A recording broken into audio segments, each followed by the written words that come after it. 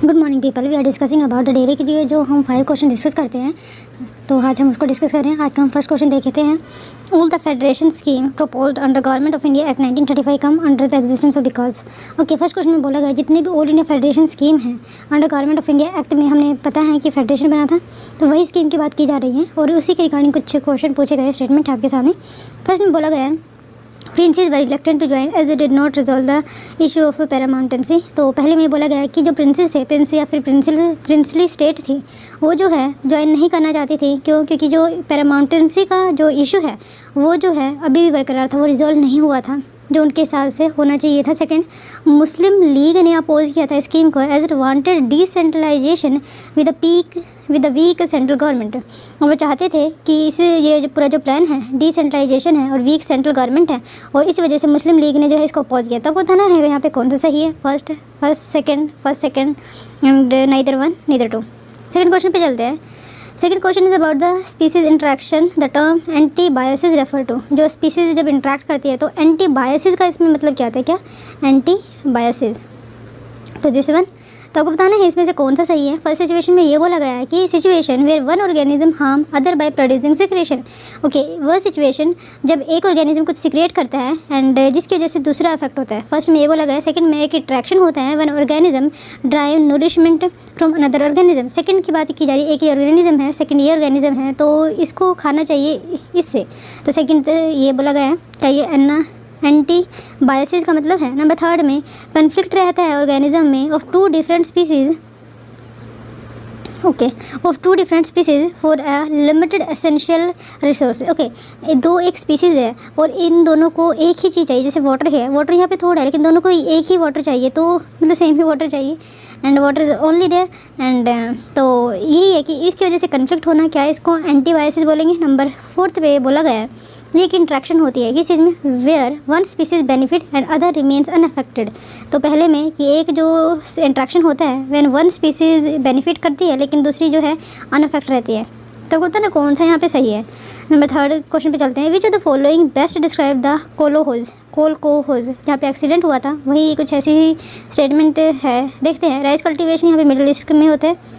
वो try found colder region of Russia, जो try found होती है तो कहाँ पे, रशिया में। ये कलेक्टिव फार्मिंग है, इंट्रोड्यूस की गई है यूएसएसआर के द्वारा। ये टेक्निक है सदर्न इंडिया में। तब बताना है क्या सही है इसमें। नंबर फोर्थ क्वेश्चन पे चलते हैं। With reference to the tribal assemblies during Vedic age. Okay, Vedic age में ट्राइबल असेंबलीज होती थी तो उसके रिगार्डिंग ही आपको कंसिडर करना है। They are mention in the Rigveda, क्या सारी की सारी या फिर कुछ भी ऋग्वेद में मेंशन है। They exercise military and religious function. और जो ये असेंबली होती थी, क्या वो जो मिलिट्री एंड रिलीजियस फंक्शन को परफॉर्म करती थी। नंबर थर्ड में women were never a part of these assemblies, क्या वुमेन पार्ट नहीं है। तो एक बात याद रखना, जो ट्राइबल पीपल होते हैं वहाँ पे वुमेन को सबसे ज़्यादा सम्मान दिया जाता है। यानी आप अटेम्प्ट कीजिए answer.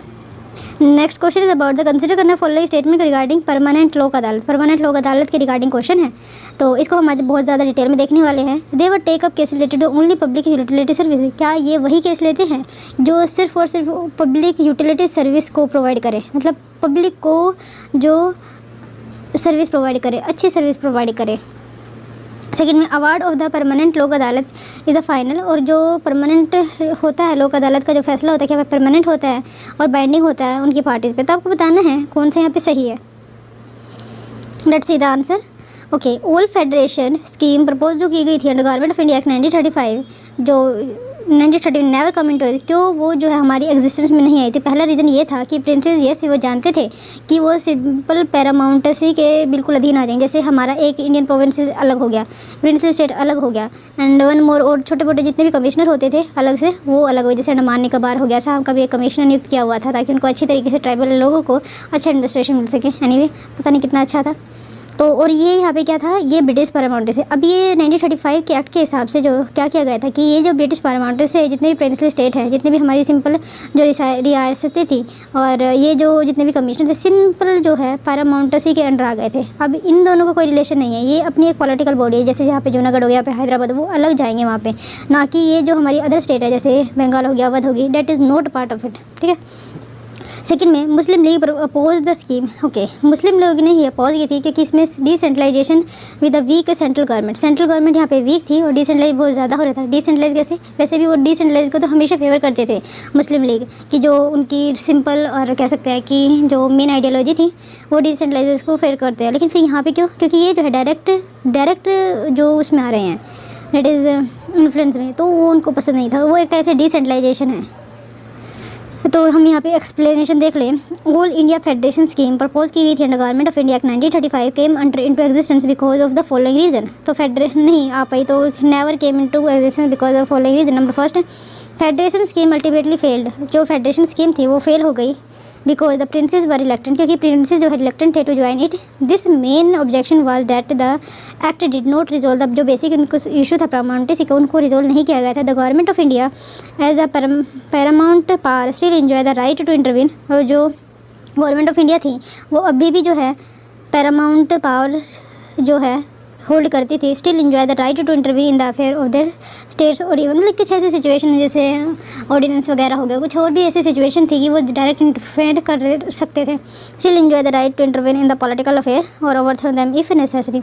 The other fear was about joining the democratised federal central government where the elected political leader of British India would have little sympathy for the attack. देखो उस वक्त क्या हो गया था, देखो 1935 में हमारे फंडामेंटल राइट वगैरह के लिए, इकोनॉमिक प्रोग्रेस के लिए बहुत सारे जो लॉज हैं, नेहरू रिपोर्ट आ चुकी थी और जो जवाहरलाल नेहरू थे उन्होंने भी पास किया था। तो भी यही बात की जा रही है कि वो जो है डेमोक्रेटलाइज चाहते थे, ना कि ऑटोक्रेटिक रूलर। बट ये जो प्रिंसेस स्टेट सारी ऑटोक्रेटिक रूलर थी तो वो नहीं चाहते थे कि हम डेमोक्रेटाइज पोजीशन में आए और हमारी पावर जाए। ठीक है। Their other fear was about joining the democratized federal central government where the elected political leader of Britain would have little sympathy for the autocratic rules and would provide encouragement to the democratic movement। और इनको डर था कि जो भी movement होगी, जो भी अगर पीपल की रियासत में मूवमेंट करते हैं तो ये जो पीपल है जिनके साथ ये मिलेंगे वो उनकी हेल्प करेंगे डायरेक्टली और indirectly. Furthermore the larger state did not want to surrender. और जो लार्जर स्टेट थी जैसे जूनागढ़ होगी, जम्मू एंड कश्मीर हो गया, जम्मू एंड कश्मीर तो फिर भी अलग ही डिफरेंट स्टोरी है, और हैदराबाद वो ज्वाइन नहीं करना चाहते थे। Do not want to surrender their physical autonomy while the जो स्मॉलर स्टेट वो complaint of their inadequate representation है, क्योंकि देखो छोटी थी तो पॉपुलेशन के हिसाब से वहाँ पर रिप्रेजेंटेशन थी तो वो चाहते थे कि हमें ज़्यादा रिप्रेजेंटेशन मिले क्योंकि वो पैसा भी दे रहे हैं। बट येस छोटा हुआ तो क्या हुआ। The Muslim leader first of all were afraid of Hindu domination. पहले तो वो जानते थे कि हिंदू डोमिनेशन की वजह से वो अफ्रेड थे। And failed at the proposal जो फेडरल स्ट्रक्चर का स्टिल वेरी यूनिटरी है। All the representative of British India to the central legislature were to be collected by the provincial assembly. जो हमारी प्रोविंशियल असेंबली थी वहाँ से collect होने थे और वहाँ पे गवर्नमेंट जो थी उसकी थी कांग्रेस की। And this would go against the Muslim, और जिसकी वजह से वो ऐसा मानते थे कि वो जो है मुस्लिम के अगेंस्ट हैं। Who were minority in all but 4 provinces. बस 4 प्रोविंसेस को छोड़ के हर एक में माइनॉरिटीज़ थी। So although they did not oppose federation in public, और पब्लिक में उन्होंने कभी फेडरेशन को अपोज नहीं किया। They certainly prefer dissent, but वो चाहते थे कि डिसेंट्रलाइजेशन हो with weak central government allowing more autonomy for the provincial government in the Muslim majority. And तो ये second is correct. The Congress did not like the proposal structure of the federation. अब कांग्रेस को क्या प्रॉब्लम, ठीक है हमने मुस्लिम league का देख लिया, प्रोविंसेस का देख लिया, थर्ड में कांग्रेस की बात कर ले रहे हैं। उसने क्या किया, उसको भी ये स्ट्रक्चर पसंद नहीं है। क्यों? वेयर 1/3 जो सीट थी हमने पहले भी डिस्कस किया, वो जो है रिजर्व कर दी गई थी प्रोविंसेस के लिए। ठीक है, मतलब ये जो ऑटोक्रेटिक डायनेस्टिक रूलर के लिए। where 1/3 of the seat in the federal assembly were to be filled by the princes, thus trying up the fate the democratic India का जो उनका सपना था वो कंप्लीट नहीं हो पाएगा। And it is the whims of the autocratic dynastic ruler। ठीक है, okay let discuss the second question. हमने एंटी बायसिस रेफर के बारे में पूछा था। एंटी बायसिस क्या होता है? एक सिचुएशन होती है जब एक ऑर्गेनिज्म कुछ ऐसा सीक्रेट करता है, प्रोड्यूस करता है कि जिसकी वजह से दूसरा जो ऑर्गेनिज्म है वो अफेक्ट होता है। तो इसके बारे में थोड़ा जान ले रहे हैं। जो antibiosis refer to the production of a secretion of an organism which harm to other, जो हार्म होता है दूसरे के लेबर। In this process none of the species benefit. लेकिन इसमें एक बात है याद रखना, दोनों में से किसी भी एक स्पीसीज को बेनिफिट नहीं होते हैं। फॉर एग्जाम्पल, यहाँ पे एग्जाम्पल देखिए इन्होंने समझाया हुआ है। Some species of blue green alga produce toxin in ponds. जैसे ब्लू ग्रीन एल्गा जो स्पीसीज होती है वो भी जो है प्रोड्यूस करती है toxin in ponds that kill fishes and the cattle who drink that water. ठीक है, और ये जो है ब्लू ग्रीन एल्गा, इसका बहुत बड़ा रोल रहता है हमारे पैडी कल्टिवेशन में। इन पैरासिटिज्म, वन ऑर्गेनिज्म जो पैरासाइट होता है ड्राइव करता है अपना nourishment from another organism it's host which is harmed in the process, जिसमें एक जो होस्ट है जिसे वो अपना ऑर्गेनिज्म जो है अपना खाना ले रहा है या कुछ भी चीज़ ड्राइव कर रहा है दूसरे से, उसकी वजह से उसको फ़ायदा लेकिन दूसरे को नुकसान होता है। पैरासिट लिव और सबसे खास बात जो पैरासिट की होती है वो लाइव करता है उसी अपने होस्ट पर, उसी को ही खाता और मारता चला जाता है। Open for a long period of time competition is the conflict between organism for limited essential, लेकिन इसमें जो कंपटीशन होता है लिमिटेड बट एसेंशियल रिसोर्स के लिए होता है। Competition for limited resource can occur between individual of different species, और जो कंपटीशन हो सकता है वो डिफरेंट स्पीसीज में भी हो सकते हैं। It can occur between individual, और ये सबसे ज़्यादा चांसेस होते हैं सेम स्पीसीज में, क्योंकि इनका बिहेव, इनका खाना पीना नहाना और जो हैबिट है वो सेम ही होता है, तो वहाँ पे ज़्यादा पाया जाता है। This kind of competition is called the interspecific और intraspecific competition, and the second is called the intraspecific competition. An interaction where one species benefit and the other remains unaffected is known as communalism. An example की बात करें तो cattle जब चलती है तो वो फ्लाई वगैरह को उड़ा देती है, जिसकी वजह से जो काऊ बर्ड है उसको खा लेते हैं। तो यही इसमें कम्युनलिज्म एक अच्छा एग्जाम्पल है यहाँ पे दे के समझाया हुआ है। थोड़ा सा ब्लू ग्रीन एल्गा के बारे में जानते हैं। ब्लू ग्रीन एल्गा जो है ब्लूम्स भी जिसका खाता है, मेजर हज़ार्ड है वाटर सप्लाईज के लिए as well as potential dangers है हमारे human animal and fish health के लिए। कैसे, ये हम देखते हैं। Blue green alga actually types of bacteria होते हैं, उनको हम साइनोबैक्टीरिया भी कहते हैं, और ये याद रखने बिल्कुल ब्लू ग्रीन नहीं होती है, बिल्कुल ही हरी रंग की होती है। तो देख ले रहे हैं। They normally look green and sometime they turn bluish. कई बार ये क्या होता है कि ब्लू टर्न कर, लेकिन जनरली जो इनका लुक होता है वो ग्रीन कलर का होता है। कम आर डाई। Taste and odour problem commonly occur with large concentration of blue green algae. देखो जहाँ पे ब्लू ग्रीन एल्गा होगी ना तो वहाँ पे जो टेस्ट है ये वाटर का, जहाँ पे भी ये पाई जाती हैं तो उसका जो टेस्ट है वो बिल्कुल ख़राब हो जाएगा, जो ऑर्डर है वहाँ पे स्मेल आना स्टार्ट हो जाएगी। And some species are capable of producing toxin. और सबसे गलत बात तो ये है, ख़राब बात तो ये है कि ये जो है कैपेबल होती हैं टॉक्सिन प्रोड्यूस करने में। ब्लू ग्रीन एल्गा ब्लूम के बारे में जानते हैं। ब्लूम क्या होता है? ब्लूम का मतलब ये होता है एक सडन ग्रोथ होना, accumulation of algal cell to a point where जो डिस्क्लोजर है वो वाटर का खत्म हो जाता है, फॉर्म स्कम, और इसकी वजह से क्या होता है स्कम बनना स्टार्ट हो जाते हैं। स्कम का मतलब समझते हैं, डेट इज द गुच्छा सा एग्रीगेट स्टार्ट हो जाते हैं उनके प्रोड्यूस जिसकी वजह से अनप्लीजेंट टेस्ट आते हैं, ऑर्डर आते हैं, अफेक्ट करते हैं फिश की पॉपुलेशन को, क्योंकि अगर ये सब चलता रहेगा तो जो सनलाइट वो नहीं पहुँच पाएगी। And reduce the water quality also. Decomposing alga can also cause the depletion, और जो जिस तरीके से एल्गा बढ़ रही है तो डिप्लेशन होगा ऑक्सीजन का, और इसमें जो है फिश किल हो जाएगी। स्पीसीज ऑफ ग्रीन एल्गा में dominate and increasing exclusively in water. और ऐसा भी हो सकता है कि जो ब्लू ग्रीन एल्गा है वो डोमिनेट कर जाए और जो वाटर पे सिर्फ उसी का ही अधिकार हो जाए। देन बात आती है किस लिए, देन न्यूट्रिएंट लेवल बहुत ज़्यादा बढ़ जाएगा, पर्टिकुलरली फॉस्फोरस एंड नाइट्रोजन जो सफिशिएंट टू सपोर्ट था पॉपुलेशन ग्रोथ। याद रखना NP के वैसे ज़रूरी होता है नाइट्रोजन, फॉस्फोरस एंड पोटेशियम, लेकिन नाइट्रोजन एंड फॉस्फोरस जो है यहाँ पे बहुत ज़्यादा इंपॉर्टेंट हो जाता है। अगर ये प्रेजेंट रहेंगे तो एल्गल ब्लूम बहुत ज़्यादा बढ़ जाएगा। एंड नंबर सेकंड थिंग जो पोटेशियम होता है, potassium we have to import from other country, हमारी कंट्री में बहुत कम प्रोड्यूस होता है। The ratio of nitrogen to phosphorus concentration is low. Okay,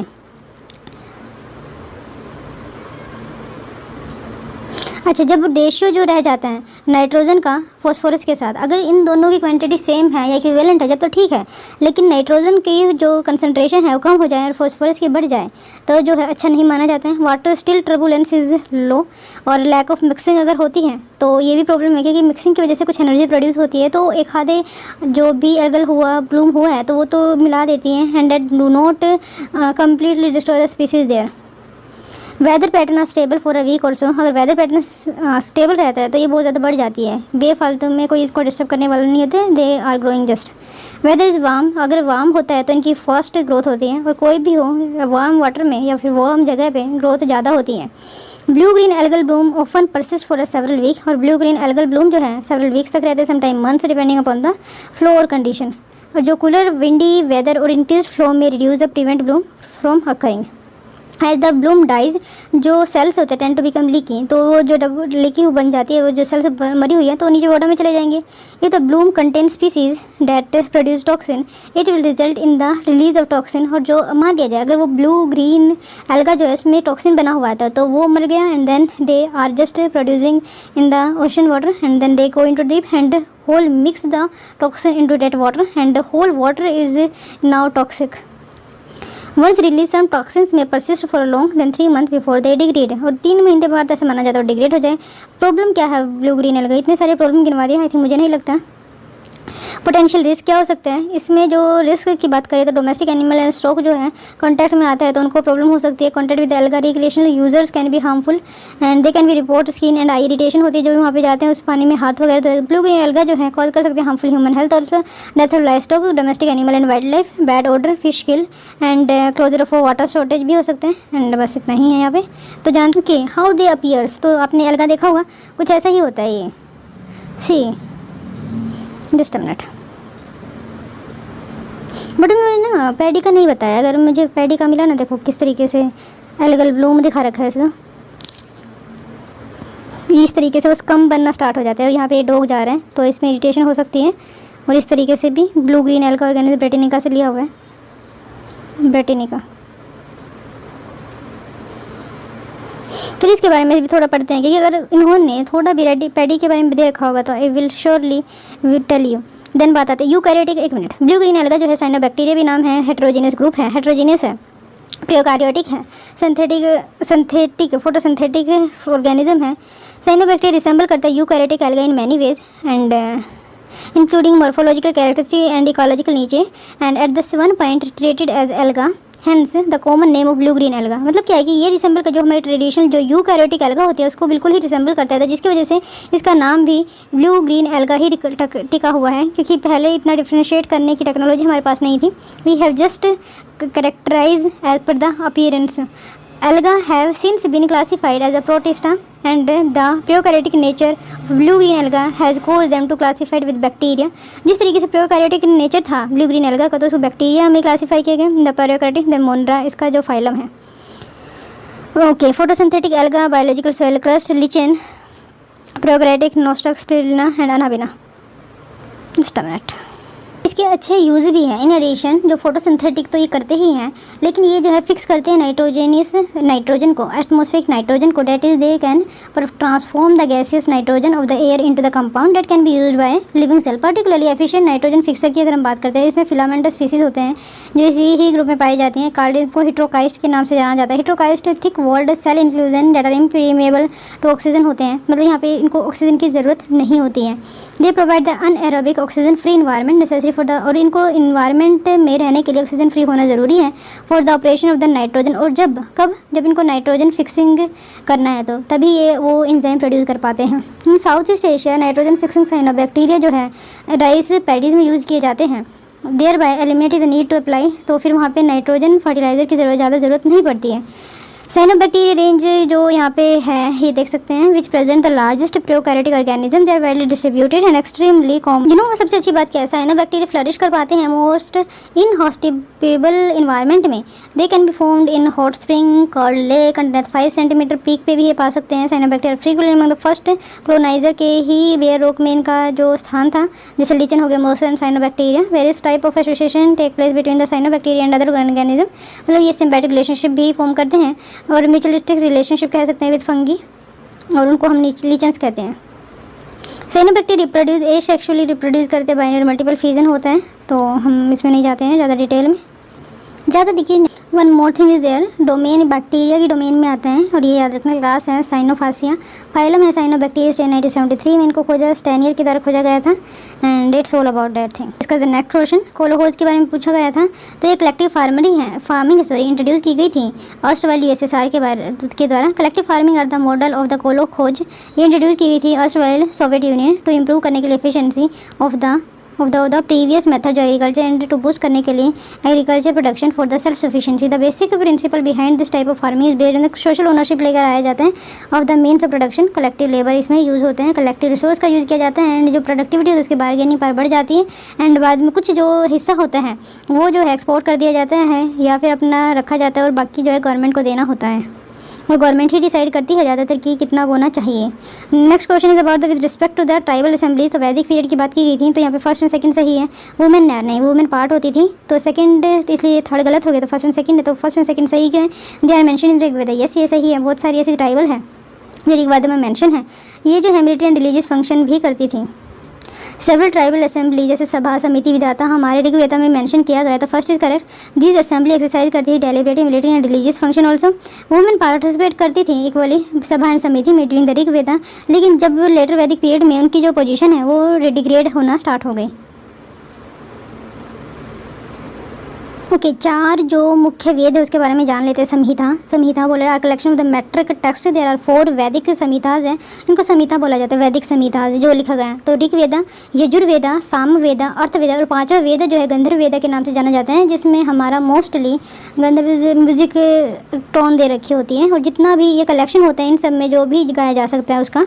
Rigveda के बारे में थोड़ा एक और ऐसा माना जाता है वेदा को कंपाइल करने वाले ऋषि व्यास जी थे and are believe to be the oldest holy person in Hinduism. And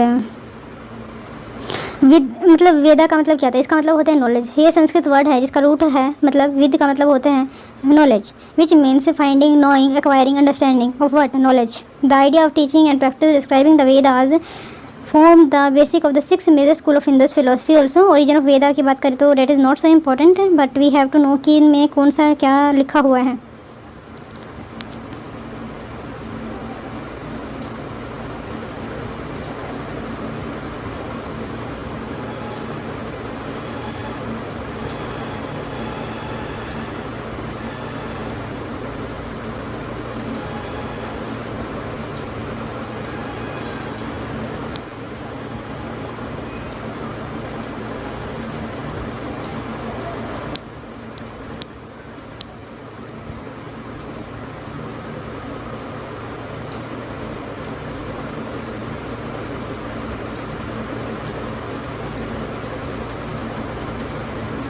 Okay, sorry, there are 4 Vedas, Rig Veda, Yajur Sam Veda and Arth Veda. Each Veda has a 4 subdivision है, Samhitas, Aryanas and Brahmans and Upanishad, इन्हीं का ही part है ये।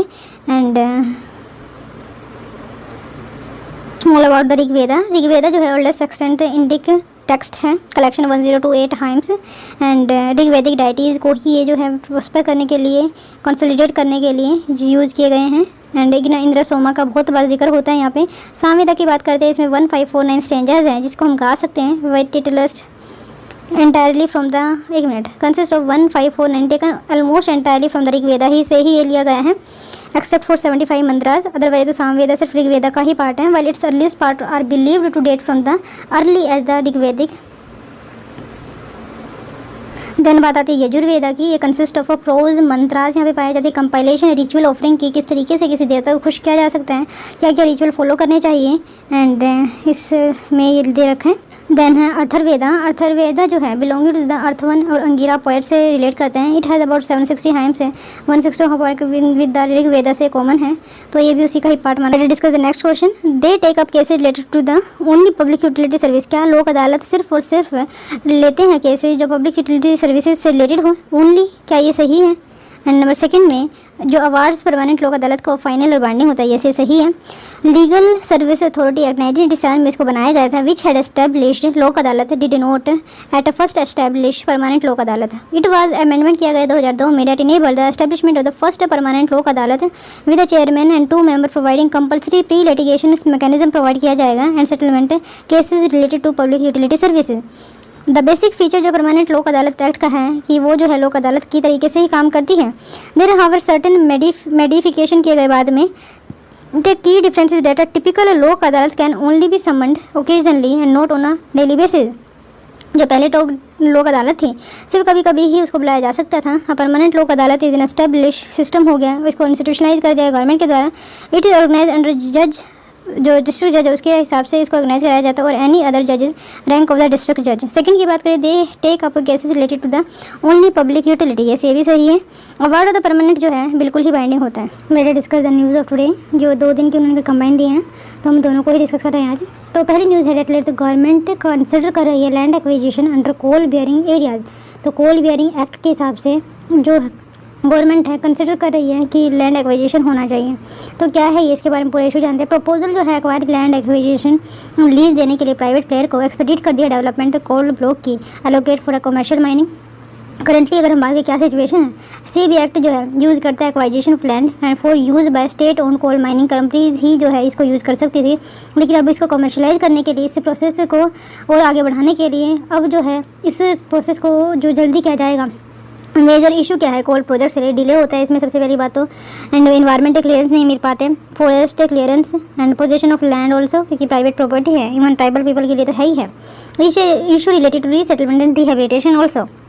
जून 2020 में क्या हुआ, commercialisation of coal जो है अनाउंस किया गया as a part of Atmanirbhar Bharat. Okay, under this government जो है लॉन्च किया auction across process of 41 coal block, जिसमें क्या है कि जो गवर्नमेंट है under this government launches auction process of 41 coal block for commercial mining. Commercial mining क्या होता है, ये जो है इसमें जो अलाउ करता है प्राइवेट सेक्टर को कि वो माइन करे coal commercially without placing any end user restriction. इसमें कोई यूजर रेस्ट्रिक्शन नहीं कि आप इतना ही कर सकते इतना नहीं कर सकते। They can use it for their own and use plant, और वो अपने ही प्लांट के लिए यूज़ कर सकते हैं और सेल भी कर सकते हैं in the market unlike earlier captive use model. But पहले ऐसा नहीं होता था। अंडर कैप्टिव यूज मॉडल क्या है, private sector firms were only allowed to mine coal for use in their cement. तो जो सीमेंट प्लांट है, स्टील प्लांट है, पावर प्लांट है, एल्यूमिनियम प्लांट है, वहीं यूज़ किया जा सकता था। और उनकी इतनी एक्सपर्टीज़ नहीं थी वही जो चीज़ निकाले कोल को भी एंड उसके लिए अलग डिपार्टमेंट बनाए। तो क्या होता था कि प्राइवेट प्लेयर को दे नहीं सकते थे और वहाँ से वो निकाल नहीं सकते थे, तो जो कंपनी है उसको खुद का पैसा लगाना पड़ता था। बट अब इस प्रोसेस से आगे कर लिया गया खुद को, ताकि इन प्रोसेस को आगे बढ़ाया जा सके। देन बात आती है आपकी, तो कोल कहाँ पे पाया जाता है। 95% of the coal is found in the 8 और 9 स्टेट। सबसे ज़्यादा आपका उड़ीसा में, then Chhattisgarh, Madhya Pradesh, Telangana, Rajasthan also there, Jammu Kashmir, Gujarat part and Tamil Nadu also, Goa में भी है। नेक्स्ट पे चलते हैं। नेशनल क्राइम ब्यूरो रिकॉर्ड ने NCRB रिलीज़ किया है प्रिजन स्टैटिक्स इंडिया। जो प्रिजन में क्या क्या सिचुएशन है उससे रिलेटेड कुछ स्टैटिस्टिक्स हैं उसके बारे में है। पहले हम NCRB के बारे में जानते हैं। ये 1986 में बनाया गया था, setup in 1986 under the minister of home affair के अंडर। किसके रिकमेंडेशन पे, नेशनल पुलिस कमीशन की रिकमेंडेशन पे। किसकी, नेशनल पुलिस कमीशन की रिकमेंडेशन से 1997 से लेकर 1981 में इसको 1986 में बनाया गया था। एंड MH टास्क फोर्स भी बनाई गई थी and function as a repository, एक काम करता है इन्फॉर्मेशन जो भी क्राइम एंड क्रिमिनल से रिलेटेड होते हैं। NCRB डेटा फैसिलिटेट करती है एविडेंस बेस्ड पॉलिसी मेकिंग में, मतलब अगर आपके पास डाटा होगा तो एविडेंस वगैरह भी जो भी है उसके हिसाब से पॉलिसी बनाना हेल्प करती है कि वो प्लान कर सके crime prevention and strategy for future use. ठीक है, अब जानते हैं नंबर ऑफ प्रिजनर की बात करें तो हमारे कंट्री में 4,78,600 prisoners were confined in a various jail with the convict under trial है and inmate and detainees accounting for 30.1%, 69.05% and 0.67। Okay, total जितने भी प्रिजनर हैं उनमें से अंडर ट्रायल ही दे रखे हैं, डिटेंडी अकाउंटिंग दे रखे हैं, कन्विक्ट है सिर्फ 30.11 और उससे ज़्यादा अंडर ट्रायल, डबल ही कह सकते हैं, डबल से भी ज़्यादा 69 अप्रोक्स 70 कह सकते हैं, वो अंडर ट्रायल है एंड 0.67 है डिटेन्यूज अकाउंटिंग हो रही है, मतलब डिटेन कर रखा है लेकिन उनका कुछ हुआ ही नहीं है। कंपोजिशन की बात करें तो शेड्यूल कास्ट अकाउंट करती है। Schedule caste 21% of the total convict, 21% जो अंडर ट्रायल है सिर्फ और सिर्फ शेड्यूल का ट्राइब है, नहीं कास्ट है। एंड शेड्यूल ट्राइब की बात करें तो वो 13.6% ऑफ कन्विक्ट को कन्विक्ट करती है एंड 10.5% अंडर ट्रायल है वहाँ पे। एंड मुस्लिम के लिए 16.6% कन्विक्ट हैं, 18.7% जो है under trial. Here condition is very bad. और हम बात करें मार्जिनलाइज जो ग्रुप है, जैसे face trouble in accessing judicial remedies को नहीं एक्सेस कर पाते हैं। पहली बात उनके पास इतना पैसा नहीं होता, सेकंड उनके पास इतनी अवेयरनेस नहीं होती, नंबर थर्ड उनके पास इतना टाइम भी नहीं होता है, नंबर फोर्थ जो अथॉरिटी है वो भी ज़्यादा फोकस नहीं करती है। And the proportion in jails are higher while compare to other proportion to population. Age group की बात करें तो maximum in age belonging to the age of 18 से लेकर 30 ईयर है। 43.4% जितने भी ये डिटेनीज हैं 18 से लेकर 30 ईयर तक की एज में है। It is quite young and followed by 30 से लेकर 50 year, it is approx 43.3, same ही है अप्रॉक्स। ओके, नेक्स्ट न्यूज़ है that related the 8th East Asia summit हुई है इकोनॉमिक मिनिस्टर की, EASSMM बोला गया उसको, तो उसके बारे में जानते हैं। 8th East Asia summit economic ministers meeting हुई है, इकोनॉमिक मिनिस्टर